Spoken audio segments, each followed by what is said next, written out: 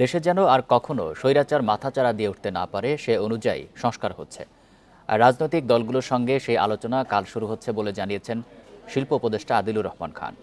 সকালে ৮৩-র স্বৈরাচার পতন আন্দোলনের শহীদদের শ্রদ্ধা জানিয়ে সব দলকে ঐক্যবদ্ধ থাকার আহ্বান জানান ছাত্রনেতারা। স্বৈরাচার প্রতিরোধ দিবসে শিক্ষা চত্বরে শহীদদের স্মরণ করলেন নানা ছাত্র সংগঠনের নেতাকর্মীরা। এ সময় তারা বলেন, ৯০ ও ২৪-এর স্বৈরাচার পতনের আন্দোলন একই সূত্রে গাঁথা। তাই সব ষড়যন্ত্র মোকাবেলা করেই রাজনৈতিক দলগুলোকে ঐক্যবদ্ধ থাকতে হবে।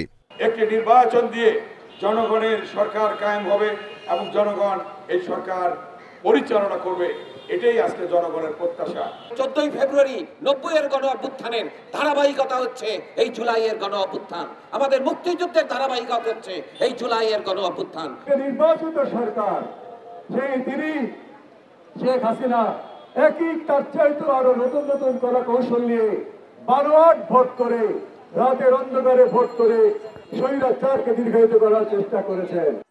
এই সময়ে অন্তর্বর্তী সরকারের শিল্প ও গণপূর্ত উপদেষ্টা জানান, দেশে যেন আর ফ্যাসিবাদ মাথাচাড়া দিতে না পারে তেমন সংস্কারের কথা। বাংলাদেশ কখনোই আর ফ্যাসিবাদের দিকে ফিরে যাওয়ার সুযোগ রাখবে না। বাংলাদেশের যারা আইন প্রণেতা হবেন তারা বাংলাদেশের আইন কানুন সংবিধান এমনভাবেই প্রস্তুত করবেন যেন ফ্যাসিবাদ আর কখনোই মাথাচাড়া দিয়ে উঠতে না পারে। এ সময় ২৪-এর আন্দোলনকে দেশের গণতন্ত্রকামী মানুষের ধারাবাহিক আন্দোলনের ফসল বলেও অভিহিত করেন ছাত্রনেতারা। Arafatur Rahman, Independent News, Dhaka.